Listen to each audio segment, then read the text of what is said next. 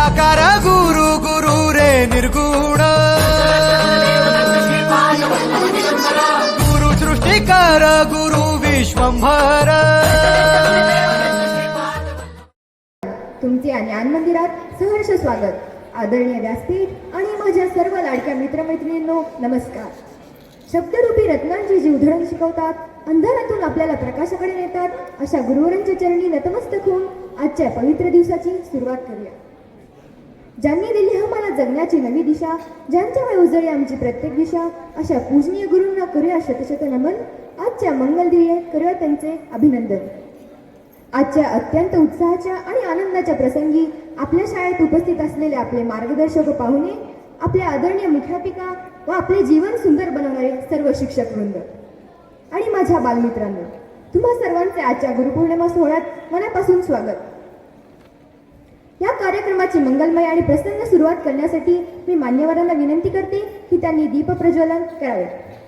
मी आमच्या संगीत शिक्षिका सौ रमा कुलकर्णी मॅडम यांना विनंती करते की त्यांनी ईशस्तवन सादर करावे.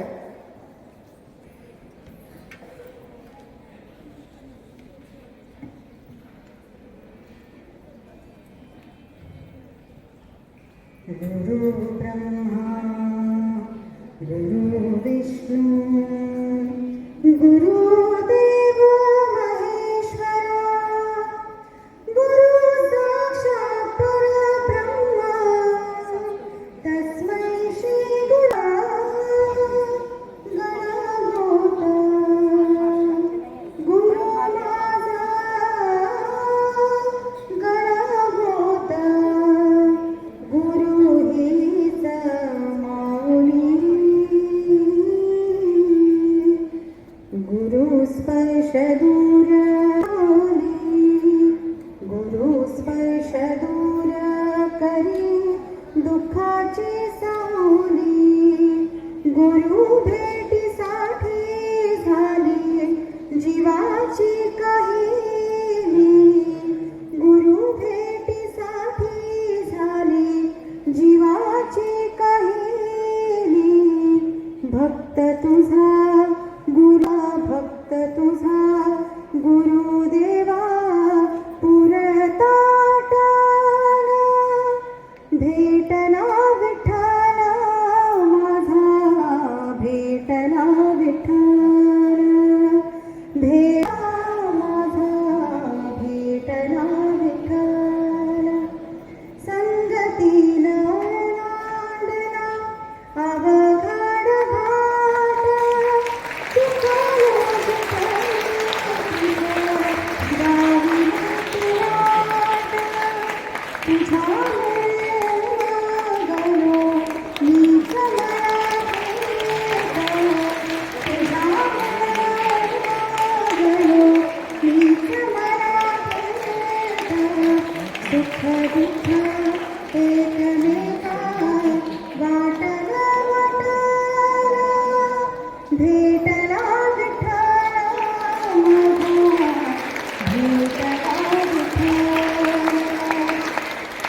भेटला विठ्ठल माझा भेटला विठ्ठल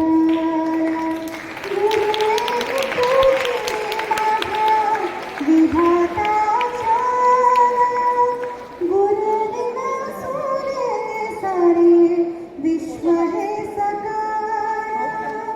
भेटला विठ्ठल माझा भेटला विठ्ठल भेटला विठ्ठल भेटला विठ्ठल.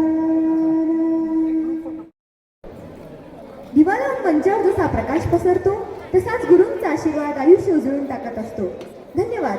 हा प्रज्वलित झालेला दिवा आपल्या सर्वांच्या आयुष्यात ज्ञानाचा असाच प्रकाश तेवत ठेवू दे. मी मान्यवरांना बसण्याची विनंती करते. आदरणीय व्यासपीठ, पूज्य गुरुजन वर्ग आणि माझ्या लाडक्या मित्रांनो, आजचा हा दिवस आपल्या आयुष्यातील सर्वात आनंदाचा आणि उत्साहाचा दिवस आहे. आज आपण सगळे इथे जमलोय तो सोहळा आहे गुरुपौर्णिमेचा. आई वडिलांनी आपल्याला या जगात आणून आपले हात धरून चालायला शिकवले, पण जीवनाचे खरे धडे व बाकावर सरळ बसण्याचे कौशल्य या गुरूंनी शिकवले. विद्यार्थी हो, विचार करा, जर आपल्या आयुष्यात हे शिक्षक नसते तर आपले जीवन किती दिशाहीन झाले असते. अंधाराने वेढलेल्या वाटेवर जसा अचानक एखादा कंदील मार्ग दाखवतो, तसेच आपले शिक्षक आपल्या जीवनाला आपल्या प्रेमाच्या आणि ज्ञानाच्या प्रकाशाने सुंदर बनवतात. शाळेची घंटा वाजताच त्यांच्या चेहऱ्यावरचा आनंद आमचा उत्साह वाढवतो. प्रत्येक धडा ते आपल्याला हसत खेळत शिकवून ते आपल्याला यशस्वी बनवतात. कधी मित्रासारखे समजावून तर कधी प्रेमाने मार्ग दाखवून ते आपल्याला घडवत असतात एका उत्तम शिल्पकारासारखे. आपले आईवडील आपल्याला जन्माचे देणे देतात, पण आपले शिक्षक आपल्याला ते जन्माचे सोने कसे करायचे हे शिकवतात. आजचा हा दिवस म्हणजे कॅलेंडरवरची एखादी सुट्टी नाही, तर आपल्या प्रगतीमध्ये व यशात ज्यांचा मोलाचा वाटा आहे त्या प्रत्येक गुरुप्रती आदराने व आनंदाने कृतज्ञता व्यक्त करण्याची ही सर्वोच्च संधी आहे. आजच्या पावन दिवशी आपल्या सर्व शिक्षकांच्या चरणी आदराने नतमस्तक होऊन त्यांना हेच सांगू इच्छितो की तुम्हीच आमचे खरे मार्गदर्शक आणि प्रेरणास्थान आहात. चला, आज आपण सर्वजण मिळून आपल्या गुरूंच्या प्रेमाची साक्ष काढत या सुंदर सोहळ्याची पुढची पाने अत्यंत उत्साहाने उघडूया. प्रेरणेचे दीप जिथे एकत्र येतात तिथील सोहळे अधिकच सुंदर होऊन जातात. आज आपल्यामध्ये असे काही विशेष पाहुणे उपस्थित आहेत ज्यांच्या मार्गदर्शनाने हा सोहळा आणखीनच खास बनला आहे. मी त्यांचा थोडक्यात परिचय करून देण्यासाठी चिरंजीव अथर्व फुटाणे याला आमंत्रित करते. आज मी तुम्हाला आपल्या प्रमुख पाहुण्यांचा परिचय करून देणार आहे. प्रमुख अतिथीचे पूर्ण नाव माननीय श्री संजय दत्तात्रय कुलकर्णी, निवृत्त कला शिक्षक, हरिभाई देवकरण प्रशाला, सोलापूर. यांचे शिक्षण पुढील प्रमाणे आहे: GD textile, GD art, CP Ed, ATD AM असे आहे. त्यांनी 3 वर्षे बाल शिक्षण मंदिर पुणे येथे काम केले. त्यानंतर आपल्या सोलापूरमधील हरिभाई देवकरण प्रशाला येथे 33 वर्षे कला शिक्षक म्हणून काम केले. ते हरिभाई देवकरण प्रसारात चित्रकला केंद्राचे प्रमुख होते. तसेच MCERT, बालभारती, बालचित्रवाणी, NCERT येथे हस्तपुस्तकांमधील रेखाचित्रे तयार करण्याचे त्यांनी काम केले आहे. सरांचे अनेक विद्यार्थी आंतरराष्ट्रीय, राष्ट्रीय तसेच राज्य स्तरावर झळकले आहेत. फेसबुकवर रिलायन्स कंपनीतर्फे आयोजित रोज एक चित्र याप्रमाणे 1100 चित्रे सरांनी अपलोड करून रेकॉर्ड बनविला आहे. सरांच्या चित्रांना आंतरराष्ट्रीय पुरस्कारही मिळालेले आहेत. आदर्श कला शिक्षक म्हणून राज्यस्तरीय पुरस्कारांनी सरांना गौरविले आहे. शिवस्मारक आयोजित किल्लेबांधणी स्पर्धेत उत्तम मार्गदर्शक सरांच्या नावावर आहे. सध्या स्वतःची कला संस्कृती चित्रशाळा या माध्यमातून सर छंद वर्ग आणि ग्रेड परीक्षा वर्ग, कॅनव्हास पेंटिंगचे क्लास घेत आहेत.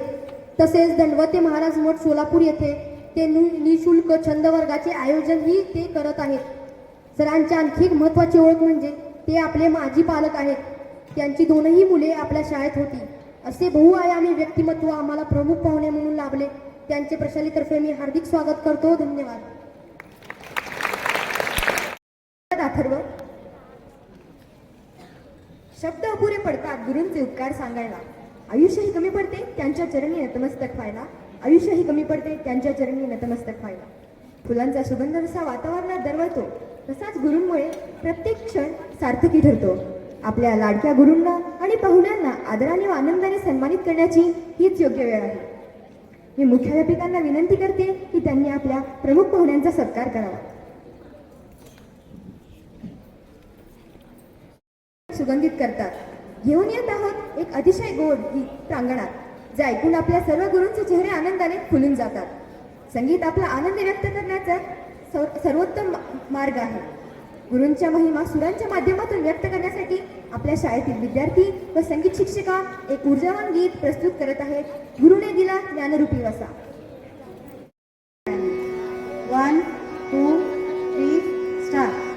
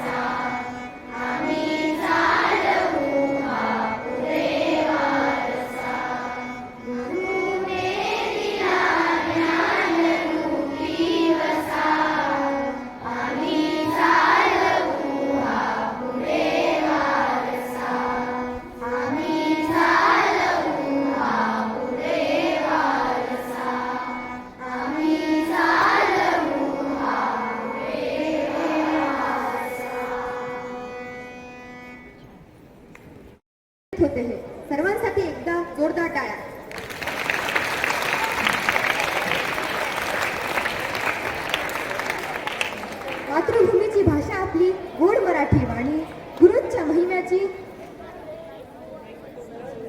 गाऊया आज कहाणी. भाषा ही विचारांची देवाणघेवाण करण्याचा सर्वात उत्तम मार्ग आहे.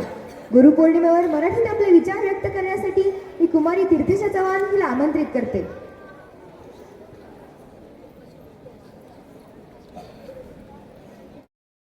मुख्याध्यापिका, शिक्षक वर्ग आणि माझ्या मित्रमैत्रिणी सर्वांना माझा नमस्कार. आज गुरुपौर्णिमेनिमित्त मी तुम्हाला कोणतीही जुनी व्याख्या सांगणार नाही, कारण आजच्या गुगलच्या या युगात कोणतीही माहिती मिळवणे कठीण नाही. आज मी तुमच्याशी एका अशा नात्याबद्दल बोलणार आहे ज्यामुळे आपल्या आयुष्याला आकार प्राप्त होतो. आपण रोज शाळेत येतो, अनेक नवनवीन गोष्टी शिकतो, पण या शिकण्यामागे शिक्षकांची नेमकी भूमिका काय आहे हे समजावून घेण्यासाठी एक छोटीशी गोष्ट सांगते. एका जंगलात एक मोठा दगड पडलेला असतो. तेथूनच एक शिल्पकार चाललेला असतो. त्या दगडाला पाहून शिल्पकार त्याची छिन्नी आणि हातोडी बाहेर काढतो आणि त्या दगडावर घाव घालू लागतो. थोड्याच वेळात त्या दगडातून एक सुंदर, सुबक, देखणी अशी मूर्ती बाहेर येते आणि लोक त्याची पूजा देखील करू लागतात. आता विचार करा, त्या शिल्पकाराने त्या दगडाच्या आत नवीन काही बाहेरून भरलं होतं का? नाही. त्याने फक्त त्या छिन्नी हातोडीच्या साहाय्याने दगडावरचा अतिरिक्त भाग, नको असलेली दगडमाती मारून बाजूला केली. मूर्ती तर त्या दगडाच्या आत आधीपासूनच होती. शिल्पकाराने फक्त तिला बाहेर आणलं. आपल्या आयुष्यात आपले शिक्षक देखील हेच काम करतात. आपण सर्व विद्यार्थी तो दगड आहोत. आपल्या प्रत्येकामध्ये एक मूर्ती दडलेली आहे, म्हणजेच काही सुप्त गुण दडलेले आहेत. जेव्हा शिक्षक आपल्याला अभ्यासाची शिस्त लावतात, गृहपाठ देतात किंवा आपल्याला आपल्या चांगल्यासाठी ओरडत असतात, तेव्हा ते प्रत्यक्षात त्या छिन्नी हातोडीने घाव घालत असतात. या सर्व गोष्टीचा त्रास आपल्याला होतोच, पण या त्रासाशिवाय आपल्यातील मूर्ती कधीच बाहेर पडू शकत नाही. त्यामुळे आज जर तुमचे प्रेक्षक शांत असतील किंवा तुमचे मित्र तुमच्याशी बोलत नसतील, तर ती शांतता म्हणजे आदराची पहिली पायरी आहे. शिक्षकांच्या प्रत्येक बोलण्यामागे, प्रत्येक शिक्षेमागे आपल्याला घडवण्याची तळमळ असते. आजच्या 2026च्या या युगात आपल्या आजूबाजूची प्रत्येक गोष्ट आपल्याला काही ना काही शिकवत असते. त्यामुळे निसर्ग, माणसे, अनुभव, पुस्तके, तसेच स्मार्टफोन, इंटरनेट, कृत्रिम बुद्धिमत्ता, तंत्रज्ञान हे देखील आपले शिक्षकच आहेत. AI आणि तंत्रज्ञानामुळे आपल्याला कोणत्याही गोष्टीची माहिती काही क्षणात मिळते. अवघड प्रश्नांची उत्तरे देखील मिळतात आणि म्हणूनच आपला अभ्यास अधिक सोपा होतो. परंतु AI आणि तंत्रज्ञानामुळे आपल्याला केवळ ज्ञान आणि माहिती मिळते.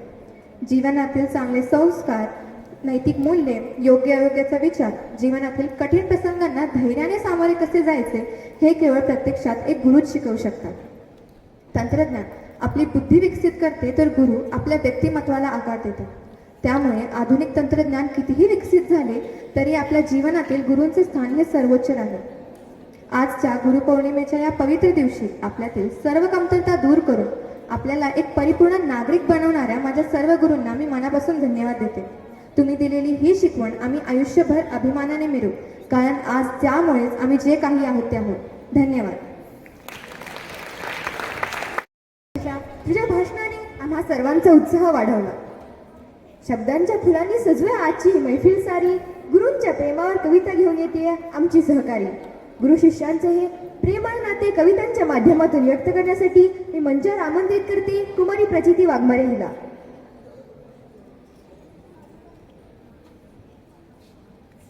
गुरु म्हणजे ज्ञानदीप, अंधारातला प्रकाश. गुरु म्हणजे ज्ञानदीप, अंधारातला प्रकाश. गुरु म्हणजे ज्ञानदीप, अंधारातला प्रकाश. गुरु म्हणजे ज्ञानदीप, अंधारातला प्रकाश. गुरु म्हणजे जीवनाला मिळालेला सुवास. गुरु म्हणजे जीवनाला मिळालेला सुवास. हाती धरुनी बोट माझे चालायला शिकविले. हाती धरुनी बोट माझे चालायला शिकविले. चुका सुधारून प्रेमाने जगणे सुंदर घडविले. चुका सुधारून प्रेमाने जगणे सुंदर घडविले. अक्षरांचे दान दिले, संस्कारांची ठेव दिली. अक्षरांचे दान दिले, संस्कारांची ठेव दिली. यशाच्या प्रत्येक पायरीवर गुरूंची साथ मिळाली. यशाच्या प्रत्येक पायरीवर गुरूंची साथ मिळाली. गुरु तुम्ही दीपस्तंभ, जीवनाचा खरा आधार. गुरु तुम्ही दीपस्तंभ, जीवनाचा खरा आधार. तुमच्या चरणी अर्पिते कृतज्ञतेचा हा हात. तुमच्या चरणी अर्पिते कृतज्ञतेचा हा हात. गुरुपौर्णिमेच्या या दिवशी एकच माझा प्रणाम. गुरुपौर्णिमेच्या या दिवशी एकच माझा प्रणाम. गुरुवर्यांच्या चरणी अर्पिते शतशः वंदन कोटी प्रणाम. शतशः वंदन कोटी प्रणाम. धन्यवाद.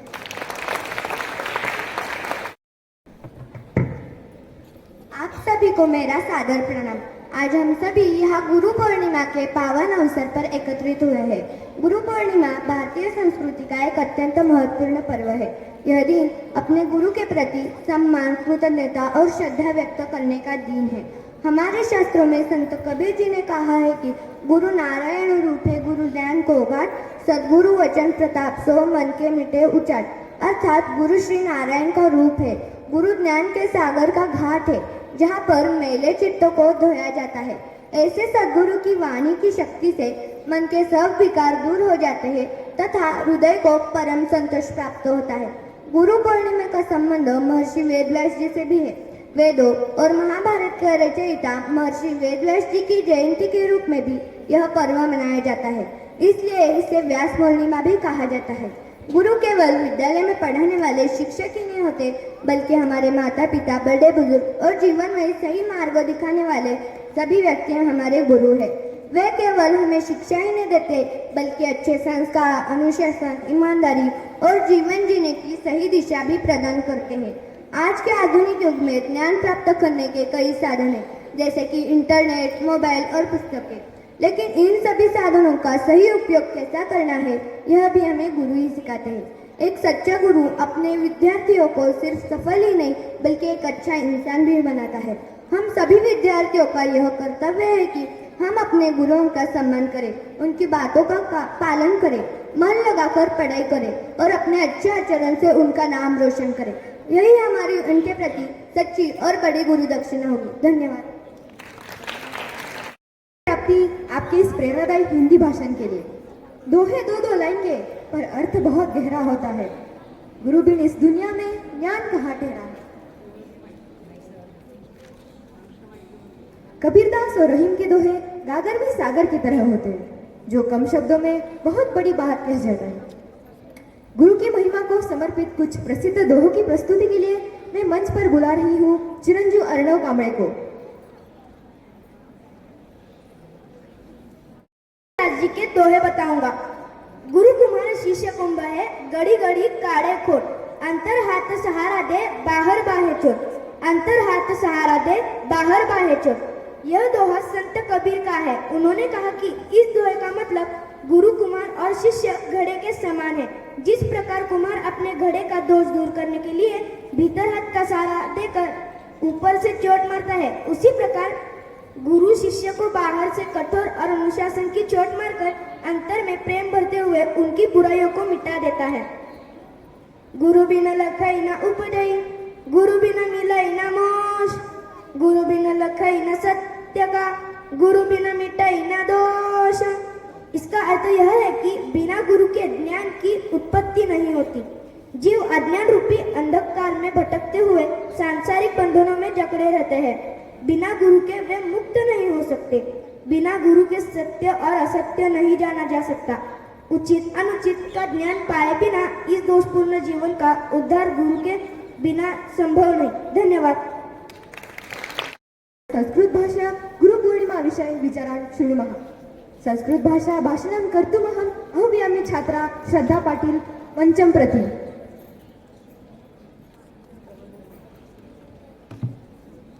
अहम श्रद्धा सादर्य प्रणमामि।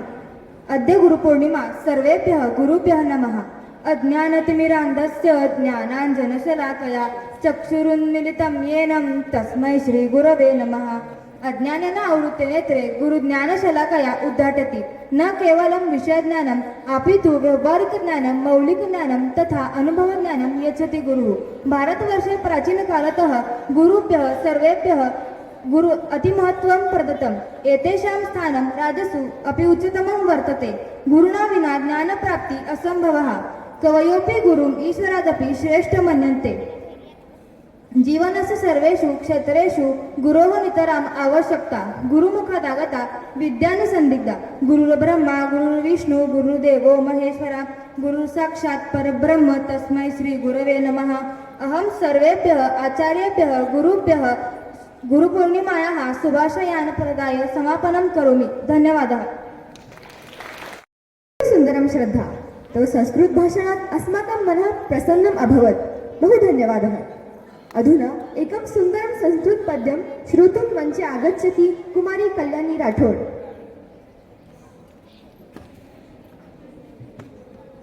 मी आज आपणासमोर संस्कृतमधून एक काव्य सादर करणार आहे. गुरु ब्रह्मा गुरुर्विष्णू गुरुर्देवो महेश्वर गुरु साक्षात परब्रह्म तस्मै श्री गुरवे नमः. या श्लोकाचा असा अर्थ आहे, गुरु हे ब्रह्म विष्णू महेश यांचे स्वरूप आहेत. ते साक्षात परब्रह्म आहेत. त्या श्री गुरूंना नमस्कार. अज्ञानतिमिराधस्य ज्ञानाञ्जनशलाकया चक्षुरु उन्मीलितं येन तस्मै श्री गुरवे नमः. या श्लोकाचा असा अर्थ आहे, अज्ञानरूपी अंधारात असलेल्या शिष्यांचे ज्ञानरूपी अंजनाने डोळे उघडणाऱ्या गुरूंना नमस्कार. ध्यानमूलं गुरोर्मूर्ती पूजामूलं गुरोर्पदम मंत्रमूलं गुरोर्वाक्य मोक्षमूलं गुरोर्कृपा. या श्लोकाचा असा अर्थ आहे, ध्यानाचे मूळ गुरूंचे स्वरूप, पूजेचे मूळ गुरूंचे चरण, मंत्राचे मूळ गुरूंचे वचन आणि मोक्षाची मूळ गुरूंची कृपा आहे. गुरु प्रकाशो ज्ञानस्य गुरु संस्कार कारक शिष्य जीवन मार्गस्य गुरुरेव प्रदर्शक. या श्लोकाचा असा अर्थ आहे, गुरु हे ज्ञानाचा प्रकाश आहेत, संस्कार घडवणारे आहेत आणि शिष्यांच्या जीवन मार्गाचे खरे मार्गदर्शक आहेत. विद्या ददती विनय विनयाद याती पात्रता गुरु कृपा प्रसादेन जीवन भव शोभनम. या श्लोकाचा असा अर्थ आहे, गुरु विद्या देतात, विद्या विनय देते आणि गुरूंच्या कृपेने जीवन सुंदर व यशस्वी होते. धन्यवाद. Kalyani. A teacher takes a hand, opens a mind and touches a heart. Teaching is the one profession that creates all other professions. Moving ahead with our global connection, expressing our thoughts in English opens up a new horizon. To share an inspiring speech on the significance of Guru Purnima in English, I would now like to invite student Chiranjeev Sangram Hipparkar to the stage. To everyone present here, I am Sangram Ankush Hipparkar from 8th A. Today we are gathered to celebrate Guru Purnima. This is a special day in our culture. It is a day to honor, thank and respect our teachers. The word Guru means someone who remove darkness and bring light into our life. A Guru show us right path when we are confused. They give us good knowledge, good values and wisdom. They help us become better people every day. Our parents are our first Guru and our teachers guide at school. Every person who someone good in a life is a Guru. Today we express heartfelt gratitude to all of them for their care and support. Let us take a moment today to promise that we will always respect our teachers and follow their guidance. May their blessing always stay with us. I wish you all happy Guru Purnima. Thank you. Words and stories bring smiles to the soul. Drama is the best way to bring stories and real life values to life. Get ready for an entertaining and joyful skit presented by our 7th students. Let's welcome our drama team with a thunderous round of applause. आज आपण अशा महान गुरुची कथा पाहणार आहोत, ज्यांनी समाजाचा तीव्र विरोध सहन करूनही मुलींना शिक्षणाचा हक्क मिळवून दिला. त्या म्हणजे क्रांतीज्योती सावित्रीबाई फुले. त्यांच्या धैर्यामुळे आज लाखो मुली शिक्षण घेऊ शकतात. त्यांचा हा संघर्ष प्रत्येकासाठी प्रेरणादायी आहे. सुरुवातीला स्त्रियांना शिकण्याचा हक्क नव्हता, पण ज्योतिबांनी स्त्री शिक्षणाचा पुढाकार घेतला. सुरुवातीला समाजात स्त्रियांना शिकवण्यासाठी स्त्री शिक्षिका हव्या होत्या, म्हणून ज्योतिबांनी सावित्रीबाईंना शिकवले व त्यांनी उत्साहाने शिक्षण घेतले. चला तर आपण सावित्रीबाईंनी सहन केलेला विरोध आपण या प्रसंगात बघूया.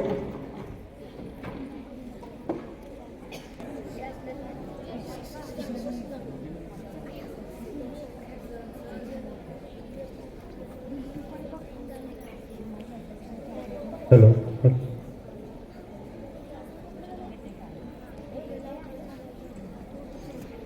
अगं जना, तुला माहित सावित्रीनं मुलींसाठी शाळा काढली. अगं बाई ग, मला तर ठावच नाही.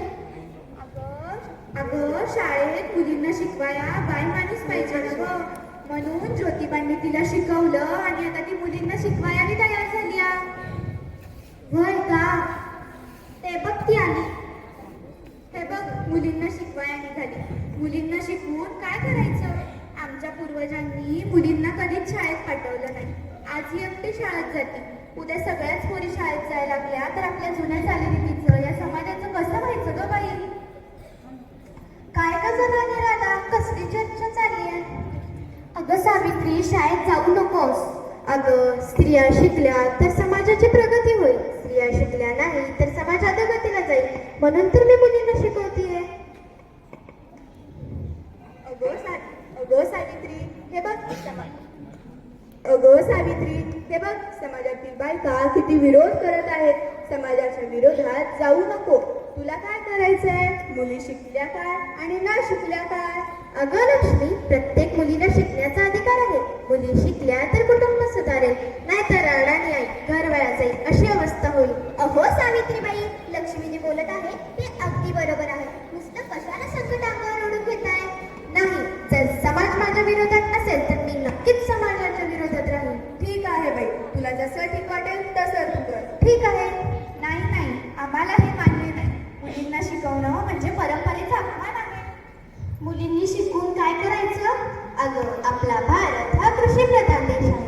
भारतातील खेडी सुधारली तर भारताचा विकास होईल. त्याच्यासाठी तर शिक्षणाची गरज आहे. म्हणून मी मुलींना शिकवणारच. अगं सावित्री, उगी घरी चूल आणि मूल करत बस की बाई. तुझ्या बी डोक्याला ताप नाही आणि आमच्या बी डोक्याला ताप नाही. नाही, चूल आणि मूल तर सगळेच करतात, पण मला मुलींना शिकवायचं आहे आणि मी मुलींना शिकवणारच. हे बघ सावित्री, नीट सांगते, आमच्या गावात असले चाल चालणार नाही. तुझ्या डोक्यातून पोलीसने शिकवायचं खूप काढून टाक बाई, नाही तर लय वाईट होईल. बघूच की.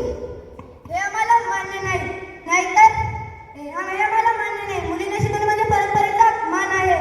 ही शाळा बंद करण्यात अख्खा गाव तुझ्यावर बहिष्कार टाकेल. बहिष्कार टाका अथवा वाळी टाका, पण मी थांबणार नाही. मी मुलींना शिकवणारच. अगं सावित्री, एवढं धाडस कुठून येतं ग बाई तुझ्याकडं? आणि आता बघूच कशी घाबरत नाही. बघूच की. ए चला हिच्यावर अरे थांबा, काय करत आहात? हा सावित्रीवर अन्याय होत आहे. तुम्ही हे सगळं खूप चुकीचं करत आहात. सावित्री जे करते ते बरोबर आहे. अगं लक्ष्मी, आम्ही नाही तर सावित्री चुकत आहे. समाजाची रीत मोडणाऱ्यांना त्याला शिकवलाच पाहिजे. अगं, मी समाजाची रीत मोडत नाही, तर समाजाला सुधारायचं काम करत आहे. हे तुम्हाला नंतर कळेल. तुम्ही माझ्यावर शेण, चिखल किंवा दगड फेकू शकता, पण माझ्या मनातली शिक्षणाबद्दलचे ज्योत विझवू शकत नाही. कारण प्रत्येक मुलीला शिकवणं ही माझी इच्छा आहे. आणि हा संघर्ष केवळ माझ्यासाठी नाही, तर समाजातील प्रत्येक मुलीसाठी आहे. नाही, आम्हाला ते काही माहित नाही. ए चला हिच्यावर शेण चिखल फेक. हो, हिच्यावर शेण चिखल फेकू. बघा मित्रांनो, सावित्रीबाईंनी एवढा विरोध सहन करूनही पुणे येथील बुधवार पेठेतील भिडे यांच्या वाड्यात 1 जानेवारी 1848 रोजी मुलींची पहिली शाळा सुरू केली. सुरुवातीला शाळेत 2च मुलींनी प्रवेश घेतलेला. हळूहळू विद्यार्थिनींची संख्या वाढू लागली. चला तर त्यांच्या शाळेतील आपण हा एक प्रसंग बघूयात.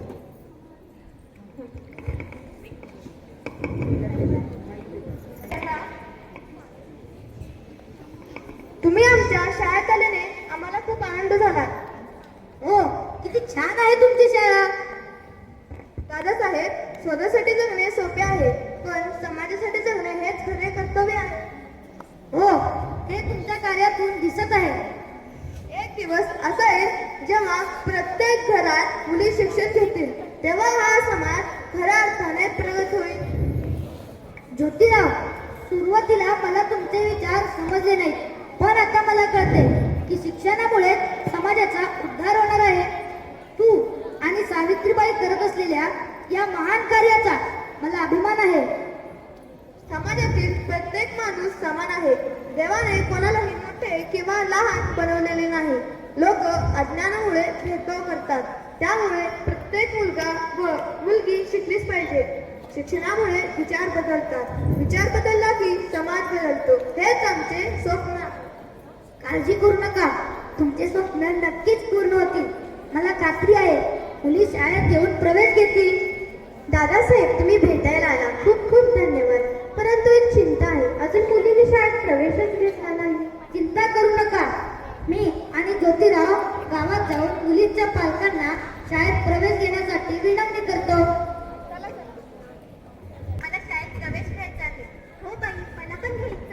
नक्कीच घ्या, आजपासूनच आपण शिकायला सुरू करू.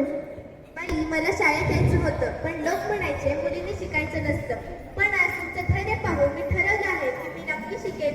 मी मनापासून अभ्यास करेन आणि तुमचं नाव उज्ज्वल करेन. माझ्यासारख्या अनेक मुलींना शिकण्याची प्रेरणा देईन. आज तुमच्या या महान कार्यामुळे समाजाला कळेल की मुलींना शिकवणं किती महत्त्वाचं आहे. आज तुमची शिकवण मिळत आहे म्हणून मी माझी स्वप्न पूर्ण करू शकेन. हो बाई, मला पण शिकायचं आहे. मी मोठी होऊन तुमच्यासारखी इतर मुलींना शिकण्याची प्रेरणा देईन. आता ज्ञान मिळवणे आणि त्याचा योग्य वापर करणे हेच माझे ध्येय आहे. आणि मला खात्री आहे की याच समाजात पुढे मुली शिकतील. तुमची शिकवण मी आयुष्यभर जपते. शिका आणि मोठे होऊन तुमच्या जीवनात प्रगती करा मुलींनो. या बसा.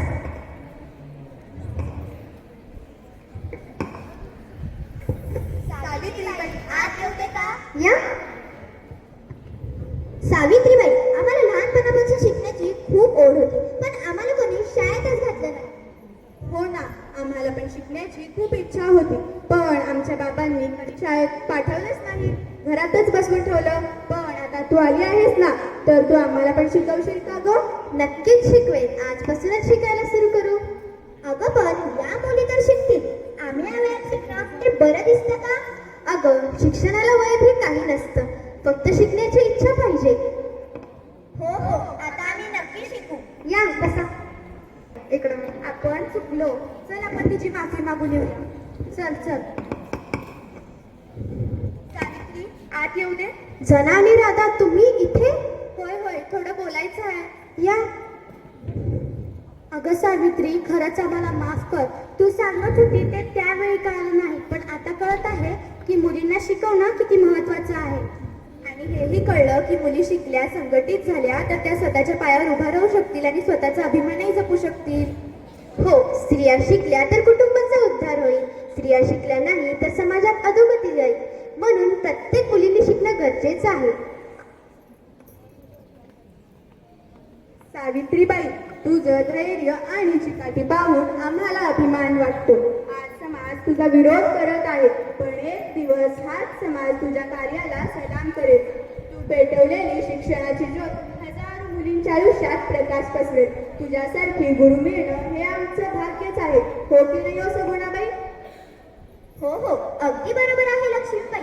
तिच्या कार्यामुळे अनेक मुलींच्या आयुष्याला नवी दिशा मिळेल व त्यांचे स्वप्न सुद्धा पूर्ण होतील. तुझ्या महान कार्यात आम्ही तुझ्या नेहमी पाठीशी उभे राहू व तुझा हा शिक्षणाचा प्रवास कधीही थांबू देणार नाही. शाबास. शिक्षण हीच खरी शक्ती आहे. शिकलेली मुलगी आपलं आयुष्य स्वतः घडवते आणि समाजाला एक नवी दिशा देते. जिच्या हाती पाण्याची दोरी ती जगातील उद्धार.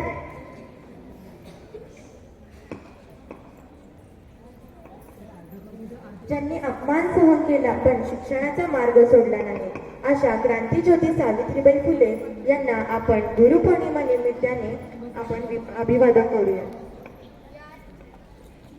या थोर आद्य गुरूंच्या चरणी वंदन करून सर्वांना गुरुपौर्णिमेच्या हार्दिक हार्दिक शुभेच्छा.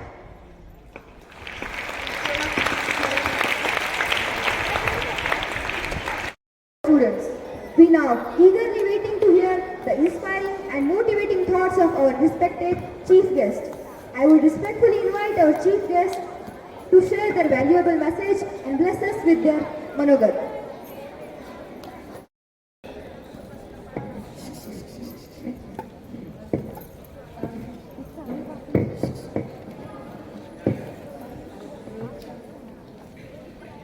सर्वांना नमस्कार. छोटी मुलं सुद्धा गुरुच आहेत आणि इथे शिकवणारे सर्व शिक्षक माझे गुरुच आहेत. इथे बरेच शिक्षक माझी विद्यार्थी हरिवे शाळेचे आहेत. इथले बरेचसे कर्मचारी पण माझे विद्यार्थी आहेत. गुरुपौर्णिमेनिमित्त तुम्ही इथे मला बोलवलं आणि स्वामी समर्थांनी आणि सर्वच गुरूंनी कृपा केली की मला बोलायला इथं मिळालं. मी अक्षरशः असं बघत होतो, गजानन महाराजांनी असं आकाश फाकवलं आणि पाऊस गेला असं काहीतरी व्हावं आणि त्यांनी माझी प्रार्थना ऐकली. मी भाषण नाही काय करणार, मला येत पण नाही. मी तुमच्याशी फक्त बोलणार आहे असं छान छान की मला जे काही कोणी गुरु वाट पडले वगैरे वगैरे. त्याआधी थोडं औपचारिक काहीतरी बोलायचं असतं ना, तर आदरणीय व्यासपीठ इथल्या मुख्याध्यापिका ज्यांना आदर्श गुरु म्हणून पुरस्कार मिळणार आहे इथले सर्व पर्यवेक्षक सगळ्यांची नावं मी घेणार नाही, कारण मला माहिती आहे इथं बसल्यावर काय होतं. त्यामुळे सर्व आदरणीय इथल्या गुरूंना, सर्व कर्मचाऱ्यांना आणि माझ्या बालमित्र मैत्रिणींना नमस्कार करून मी पुढं माझं भाषण नाही, संवाद चालू करतो. सर्व सद्गुरूंना अगोदर म्हणजे आपल्या जिल्ह्यातले सर्व सद्गुरू आले, सर्व जे जगतामध्ये सद्गुरू आहेत त्यांना आधी विनम्र नमस्कार. त्यांच्या पाठोपाठ मी माझ्या मातृदेवतेला आणि आईवडिलांना नमस्कार करतो. ते आपले पहिले गुरु असतात. म्हणजे तुम्ही इतके जे म्हणा गुरु ब्रह्मा, गुरु विष्णू, गुरु साक्षात परब्रह्म, त्या स्वयंसी गुरु आहेत महा. यामध्ये ब्रह्मा विष्णू महेश या पद्धतीनं सर्व गुरूंचं रूप जेवढे काही आपले आद्य दैवत आहेत त्यामध्ये सामावले. आता ही आषाढ शुद्ध पौर्णिमा आहे, आजचा दिवस म्हणजे. आणि या आषाढ शुद्ध पौर्णिमेला गुरुपौर्णिमा हे नाव का पडलं कुणी सांगू शकताय का? नेमकं काय? व्यास बीस सगळं ठीक, पण व्यासांचं काय झालं त्या दिवशी? व्यास महर्षी कोण सांगताय? बोट वर करा की. बोलतोय मी तुमच्याशी. नवीराजी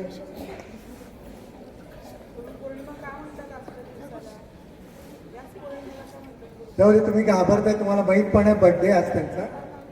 आचार्य महर्षी व्यास यांचा आजचा जन्मदिवस असतो.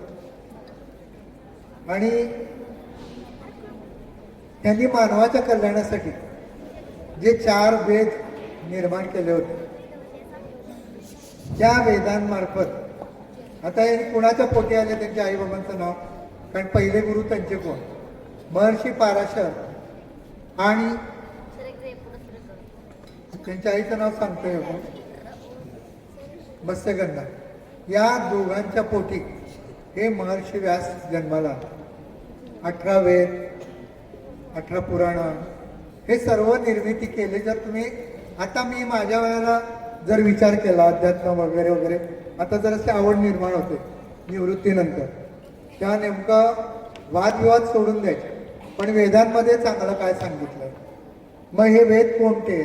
ऋग्वेद, यजुर्वेद, सामवेद आणि अथर्ववेद. ब्रह्मसूत्र नावाचा प्रकार पण, त्याच्यामध्ये जातीवाचक काही नाही आहे, फक्त गोंधळ असे हे अपप्रचार केला जातो. तेव्हा बाळांनो, मोबाईलपासून जरासं दूर राहा. मोबाईलमध्ये काय बघावं आणि काय न बघावं हे आपल्याला कळत नाही. पण इथले जे आदर्श गुरु आहेत त्यांच्या मार्फत जे काही ज्ञान मिळेल त्यातून तुम्हाला नको असलेलं का हे कळेल. आणि त्यांनी सांगितलंच की तुम्ही हे गुगलवर सर्च करून त्याच्यामध्ये, आता बऱ्याच मुलांनी मी ऐकत होतो, कारण मला पण हे लिहित असताना गुगलची मदत घ्यावी लागली, तेव्हा त्यातले बरेच मुद्दे त्यांनी कव्हर केले. काही गोष्टी राहिल्या तर त्या मानवाच्या कल्याणासाठी महर्षी व्यासांनी 4 वेदांचं वर्गीकरण केलं. निर्माण म्हणालो नाही, वर्गीकरण केलं. आणि त्याच्यामध्ये तेव्हाची जी समाजव्यवस्था होती त्यामध्ये समाजव्यवस्था नीट राहण्यासाठी काही गोष्टी केल्या. म्हणजे बघा, एक गुरु, नाहीतर मग आपण आदिमानवासारखे राहिलो असतो. आता आदिमानव म्हणजे काय मी काय सांगायला नको. जंगलात एखादी व्यक्ती जन्मली आणि तिला काही नॉलेजच मिळालं नाही तर काय असतं? म्हणजे आदिमानव. संत श्रेष्ठ ज्ञानेश्वर यांना तर आपण मानतो, काही वादविवाद होऊ नयेत म्हणून मी पुढचं बोलतो. त्यांनी सुद्धा सांगितलंय, व्यासांचा मागोवा तू घे स्वतःला. मी ज्ञानेश्वरी लिहित असताना ज्ञानेश्वरांना सुद्धा व्यासांचा मागोवा घेत ज्ञानेश्वरीची रचना करायला त्यांना गुरु मानून सुरुवात करतात. आपल्या जीवनात गुरूंची अनेक रूपे पावलोपावली जरासं जास्त वाटेल पण वेळोवेळी दिसतात. तेव्हा पहिलं आपल्या घरातून सुरुवात केली तर माता आणि पिता. तर हे तुम्हाला काही वेळेला सांगतात, असं करू नको, तसं करू नको. असं जवळचं सांगणारं कोण नसतं, ते पुढे पुढे पुढे खूप उशिरा करतं. त्यापेक्षा वेळेवर जर तुम्हाला कळालं तर घरातलं वातावरण सुंदर राहील. शिक्षण क्षेत्रात मी फक्त अभ्यास नाही म्हणणार, संगीत आहे, नृत्य आहे, नाट्य आहे, चित्र आणि शिल्प आहे, शिवाय क्रीडा क्षेत्र. तर या क्षेत्रातील सर्व मार्गदर्शक, शिवाय शालेय अभ्यासक्रमातले सर्व विषयांचे शिक्षक हे आपले शालेय गुरु, हे मातृ पितृ देवो भव नंतर हे गुरुदेव. आपल्याला जगण्यासाठी नेहमी चांगले संस्कार ते या विविध कला किंवा अभ्यास माध्यमातून देतात. निसर्गातील प्रत्येक घटक सुद्धा नीट निरीक्षण केलं तर तुम्हाला कळेल की ते सुद्धा आपल्याला गुरु असतात. गुरु दत्तात्रय असा एक अवतार होऊन गेले किंवा देव होऊन गेले, त्यांचे तर 64 गुरु होते, पण मी ते लिहून आणले तरी सांगणार नाही, त्याचा शोध तुम्ही घ्यायचा.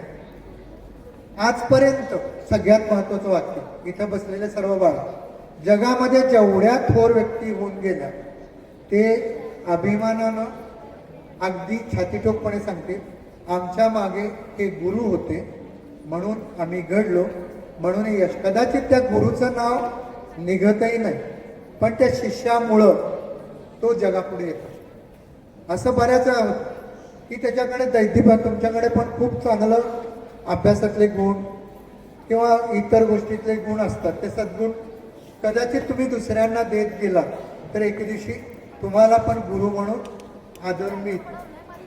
सध्या मोबाईलचा अतिरेकी प्रमाणात वापर होतो, तो तुम्ही टाळा. आपल्या व्यक्तिमत्वाला जे पूरक आहे ते त्यातनं योग्य गुरु मार्गदर्शकाकडनं नक्की घ्या. माझ्या वैयक्तिक जीवनात सुद्धा अगदी लहानपणी मी इथल्या प्राथमिक शाळेत, माझा जन्म सोलापूरचाच, सरस्वती मंदिर म्हणून गणपती घाटावर शाळा, तिथं मी 1ली ते 4थीला होतो. शिशु गट संपत असताना तेव्हा पद्धत नव्हती, शिशु म्हणजे LKG UKG, शिशु मी जरा वेगळा हसायला लागला मुलीचे शिशु, आपण हागीच वगैरे काही घालत नाही, शिशु ते वेगळं. मला आवडतं हसवायला, पण पावसाची पण भीती असते. आणलेत मी चुटकुले लिहून, पण हा सुचलेला विनोद आहे. तर ताराबाई नावाच्या एक, खरं तर मला ना असं बऱ्याच वेळा वाटतं, शिक्षण क्षेत्रात मला जर कुणी काही नेमलं तर मी शिशु शाळेतल्या आणि प्राथमिक शाळेतल्या शिक्षकांचा पगार कॉलेजच्या प्रोफेसरांपेक्षा जास्त करेल. काय जबाबदारी असते. काय आता मला नातवंड आहेत, तेव्हा कळतंय बापवाली काय काम आहे. आई होता भावाला, तेव्हा एक वृद्ध स्त्री होती, तिचं नाव होतं ताराबाई. आजही चेहरा, मी चित्रकार असल्यामुळे ना असं इथं चित्र, फोटो सगळ्या ऐकतात, मला बरं वाटतं. हा मस्त तुमचं लक्ष आहे. त्या ताराबाई म्हणून होत्या. मग ते तुम्हाला कळलंच आता काय केल्यामुळं लक्षात राहिलं. म्हणजे त्या स्वच्छता वगैरे खूप छान, पण रडत असलं तरी ते कसं शांत करून हसवायच्या ते मला आठवतं. त्याच्या आधी एक शाळा माझ्या आईने बघितली होती, पण तिथून डब्यासहित मी पळून आलो होतो पहिल्याच दिवशी. पण त्या ताराबाईंनी मला शाळेत बसायला शिकवलं, त्यामुळे आज त्या गुरूंना पहिल्यांदा म्हणलं. आई वडिलांना तर केलेलं. त्यानंतर 1ली ते 4थीमध्ये एक भुसकुटे बाई म्हणून होते. एक 3-4 वर्षापूर्वी त्यांचं निधन झालं, तुम्ही पेपरमध्ये वाचलं. त्या कुठं राहत होत्या वगैरे, ते पुण्यात राहत होत्या. मला काहीच कळलं नव्हतं, पण त्या का आठवतात, राम रक्षा मारुती स्तोत्र 2 पाठ त्यावेळेस आलं की वर्गात. कडक होत्या, मस्त घारे डोळे वगैरे, बघितल्यावर आवडायचं, मग कडक पण वाटायचा, पण त्यांचा खात्या होता. आणि गोंधळ करू नये म्हणून एक मुलगा आणि एक मुलगी बसवायची. वर्गात गोंधळच व्हायचं, त्यांच्या तासाला ते करायच्याच. आणि असा बसवायच्या, अर्धांड मुलगी माझ्या शेजारी गांगजी नावाची असायची. मी काय केलं की असा उचलून पटके कसं सुचायचं त्यांनाच माहीत. मग हे पुढे मला, मी जेव्हा शिक्षकी पेशात गेलो तेव्हा मला या आयडियाज मी जपून ठेवलेल्या उपयोगी पडले. त्यानंतर पुढे पुढे हरिबाईचं शिक्षण आलं. तिथे मला पुष्पा आगरकर नावाच्या आद्य गुरु आठवण्या, मराठीच्या शिक्षिका. सुहासिनी नावाचा बुद्धाचा धडा होता. तो धडा शिकवताना त्या सुमार इतक्या समरस व्हायच्या की त्या सुहासिनी नावाच्या स्त्रीला अशा बायकांचं सौंदर्य म्हणजे केस, त्या कल्पनेप्रमाणे अगदी पायापासून लोळायचे केस. ते केस इतके तिला प्रिय होते. मग बुद्धांनी सांगितलं, मोह माया सगळं टाळून मला तुला जर गुरु म्हणून स्वीकारलं. सुकेशिनीने खरंच केश वपन केलं, म्हणजे केस काढले. रडायला यायचं इतक्या 1 तासाचा धडा, पण बाई आठवडाभर शिकवली. आजही गाठ पडला ना, रस्त्यात असलं तरी लोटांगण घाला वाटतं.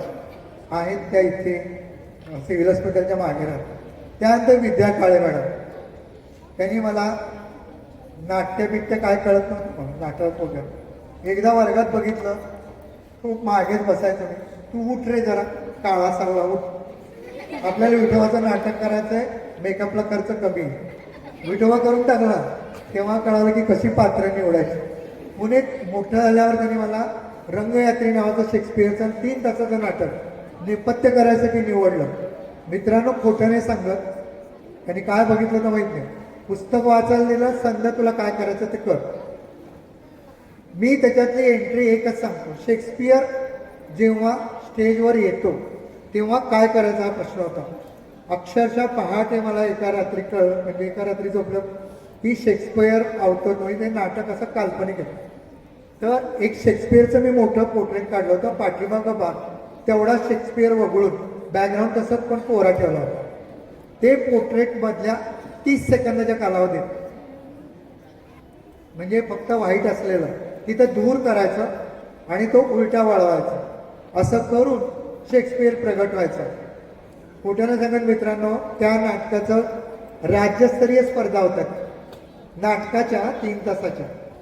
त्यामध्ये नेपथ्य म्हणजे प्रत्येक जिल्ह्यातून वगैरे 33-35 नाटकं असायची. महाराष्ट्र राज्यात नेपथ्याला 2रा क्रमांक आणि रौप्य पदक मिळालं. आणि कुणा जास्त मिळालं? माझ्या जवळच एक असं वाटायचं व्यक्ती जगदीश खेबुडकर यांच्या हस्ते इस्लामपूर या ठिकाणी मला खर्चासहित पहिल्यांदा गाडी खर्च मिळाला.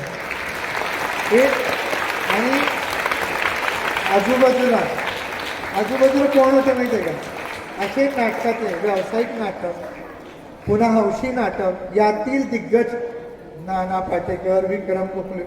आणि गो मला आधी जाईपर्यंत काय माहीत नव्हतं. त्या विद्या काळेंमुळे अगदी शालेय ते पुढे सुद्धा संधी दिल्यामुळं मला असं काय काय काय काय छान विश्व मिळालं. पण मी मनापासून त्या गुरूंचं ऐकत होतो. म्हणून मी जर पाट्या टाकल्या असत्या, सांगितलंय बहिण, त्या बोलतात कशा म्हणजे, संद तू जरासं वेळेवर यायला चालू कर बरं का. अरे तू किती खोड्या करतोस. म्हणलं मॅडम तुम्ही 11ला सांगितलं, मी 11:15ला. अरे 11:15 म्हणजे 10 रे. नाही त्याने जी येईल ती वेळ. म्हणलं मला काय माहित, इथं मुळ्याला उघडलेलं नसतं, प्रॅक्टिस नसते, मला काय करणार. तू उलटं बोलायचं बंद कर. बाई धपाटा मारा. अजूनही गाठ पडल्या, पाठीत धपाटा मारता. मी जातो घरी खायला. तुम्हाला धपाटा आवडत नसेल, पण 80च्या पुढे वय गाठलेल्या त्या गुरूंकडनं धपाटा खायला मला आजही आवडतो. धपाटा म्हणजे असला नाही, असला. तुम्ही लगेच खुश झाला, तसं नाही येत. पुन्हा पुढे तिथं फिजिक्सला BG Patil sir, Dhumal madam म्हणून होत्या. त्यांचीही मुलं पुन्हा माझ्याकडे शिकली. आमची अशी साखल होतं म्हणतात देवाणघेवाण. त्यांची ज्यांनी मला गुरुनी शिकवलं होतं त्यांची मुलं माझ्याकडं, त्यामुळे वेगळं नातं निर्माण. हरिबाई शाळेत निवड ही सुद्धा एक दैवी चमत्कार किंवा काय माहीत नाही. पण मला घेतलं गेलं. माझ्या साठी जागा तशी नव्हती, ती राखीव होती. पण काय तेव्हाच्या प्रवी पाटणकडं मुख्याध्यापक होते, ते दिग्गज असे. खरं तर सैन्यातून त्यांनी नोकरी सोडून पुढं BSc BEd वगैरे करून ते तिथे मुख्याध्यापक आले. काय नजर होती माहीत नाही. म्हणजे त्या व्यक्तीला माझे विद्यार्थी म्हणे त्याला घायचं आहे, संपलं. 1.5-2 वर्ष पगार नाही म्हणा, पण आपण बसू असं इकडलं तिकडं ST काय करायचं ते करू. त्याचा अनुभव खूप आहे, समज आहे. आणि फळाटे मी काय बोललो तो इंटरेस्ट माहीत आहे. मला तोंडी बोलण्यापेक्षा फळाटे वाचतात मला बोलायला. आता बोलायला लागलं मी, तुम्ही जे विचाराल ते फळ्यावर दाखवे. इथं मी जिंकलो होतो. 2 नंबरचा पॉईंट माझी विद्यार्थ्यांनी. 3 नंबर पुण्यातील बाल शिक्षण मंदिर, जी विमलाबाई गरवावरील शाळा वगैरे महाराष्ट्र एज्युकेशनची नामांकित शाळा. तिथं मी 3 वर्ष 13 तुकड्या होत्या, 70-80-90 मुलं असले. तिथे मला श्याम बुतकर नावाचा दिग्दर्शक, बापरे, ते कला शिक्षक होते बाकीचे. मी एवढूसा त्यांच्या पुढे. नाना पाटेकरच्या एका सिनेमात त्यांना मी नेपथ्य करायला मदत पण केली होती. आता त्यात माझं नाव येणं शक्य नाही, कारण आम्ही मदतनीस होतो. किंवा त्याचप्रमाणे बाबासाहेब पुरंदरेच्या ह्याचं नेपथ्य करायचे ते, त्यात पण मी पुण्यातल्या नाटकांमध्ये मदतीला जायचो. प्रचंड मेहनत करायचो. पण जे पुढाकार घेणार असतं त्यांचं नाव होतं. पण मला त्याचं काही वाटलं नाही. अरे बाप रे, एवढा मोठं स्टेजपणे केलंय, बास, त्यात समाधान असायचं. त्यानंतर क्रिकेटचे मार्गदर्शक एक होते हरिबाईमध्ये, मी विकेट किपर झालो त्यांच्यामुळे. हरिभाई शाळा जिंकली होती माझ्यामुळे, ज्युनियर कॉलेज पण जिंकलं. केसकर सर त्यांचा पण प्रणाम, ते नाही येत आता. त्यानंतर थोडं लांबतंय, मी थांबवतो. पुणे इथं अभिनव कला महाविद्यालय असताना जयप्रकाश जगताप नावाचे माझे गुरु वर्ग शिक्षक GD8चं शिक्षण घेताना ह्याची परिस्थिती नीट नाही म्हणून ठरवून त्यांची पुस्तकं विकायला द्यायचे, गाडी खर्च द्यायचे, सांगलीच्या कॉलेजमध्ये जाऊन मी, आणि त्याचं 20% कमिशन मला द्यायचं. चादरी बेडशीट आणायला लावायचे, हा छाप पावती घेऊन या. मग ती जर चादर 200ची असेल तर 230, 220 म्हणजे माझा गाडी खर्च सोलापूरला. मी सोलापूरला जाणाऱ्या गाडीच्या म्हणजे स्वारगेटला जाऊन परिस्थिती एवढी नाजूक होती, ते सोलापूरच्या गाडीच्या टायरपाशी जाऊन ती माती लावायची. जायलाच मिळायचं नाही 6 महिने, एवढं आईवडिलांना मिस करायचं.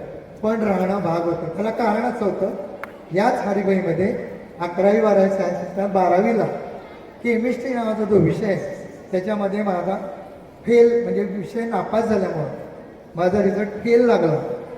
आणि मी इतका खचलो होतो तेव्हा, मी माझ्या गावी जाऊन राहिलो आजोबाजीकडे. काय करायचं नाही, घरात 2 म्हशी होत्या, एक गाय होती, तिथं ते करायचं सगळं असं ठरवलं.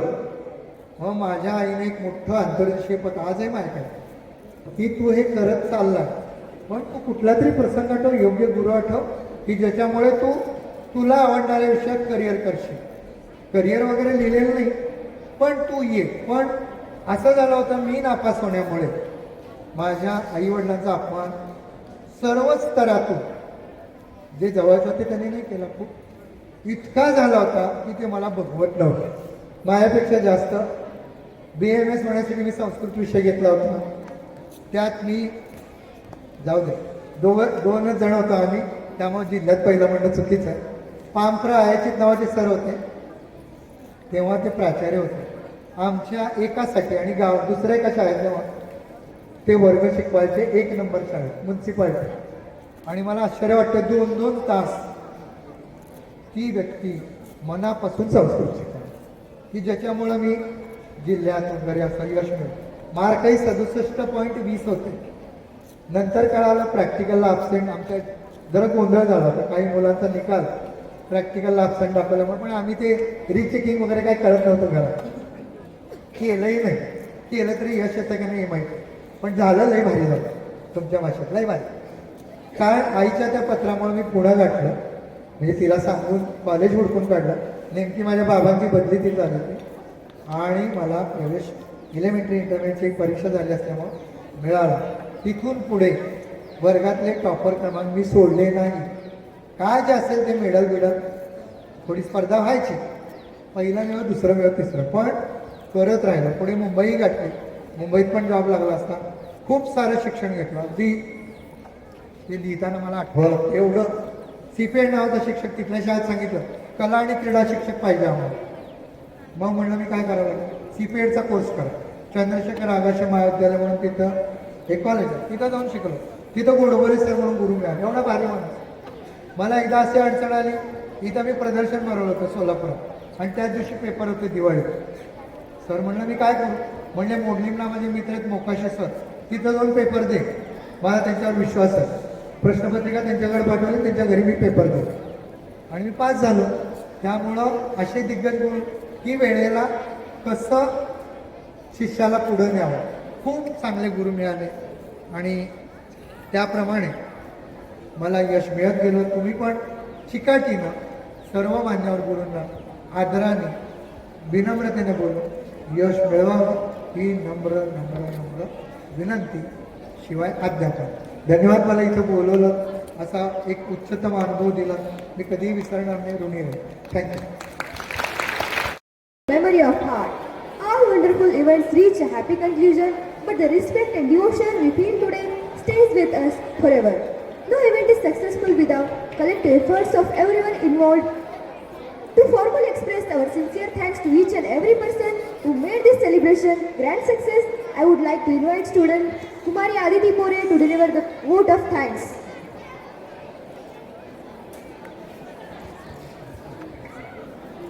गुरुजनांना माझा साष्टांग नमस्कार व बालमित्रांना माझा नमस्कार. मी आदिती कोरे. आज गुरुपौर्णिमेच्या निमित्ताने आपल्याला लाभलेले प्रमुख पाहुणे माननीय श्री संजय कुलकर्णी सर यांनी आम्हाला बहुमोल असे मार्गदर्शन केले. महर्षी व्यासाची माहिती सांगितली. गुरूंची रूपे व त्यांचे आपल्या जीवनातील स्थान सांगितले. मोबाईलचा वापर टाळून आपलं व्यक्तिमत्व कसं घडवायचं हेही सरांनी सांगितलं. त्याबद्दल सरांचे मी मनापासून आभार मानते. आज आमच्या या कार्यक्रमासाठी आपण उपस्थित राहिला त्याबद्दल मी आपले मनापासून आभार मानते. तसेच नियामक मंडळाचे सदस्य माननीय सुरेश बाबू मंगनी सर यांचेही आभार. आमच्या शाळेच्या मुख्याध्यापिका माननीय स्मृती बागेवाडी मॅडम यांचेही मी मनापासून आभार मानते. शाळेच्या पर्यवेक्षिका तथा सांस्कृतिक प्रमुख सौ मीनाक्षी भाटवरेकर मॅडम यांचेही मी आभार मानते. येथे सर्व शिक्षक शिक्षकेतर वृंद यांचेही आभार. सर्व विद्यार्थी मित्र मैत्रिणी यांचेही आभार. हा कार्यक्रम इथे संपला असे मी जाहीर करते. धन्यवाद.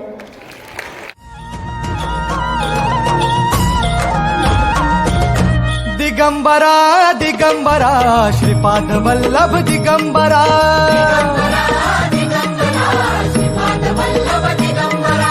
प्रथम अवतार दत्त गुरूंचा जन्माला पिठापुरा.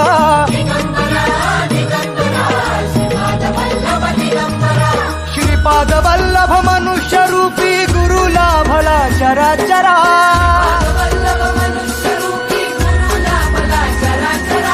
जय विजयी भव दिग्विजयी भव श्रीपाद वल्लभ दिगंबरा.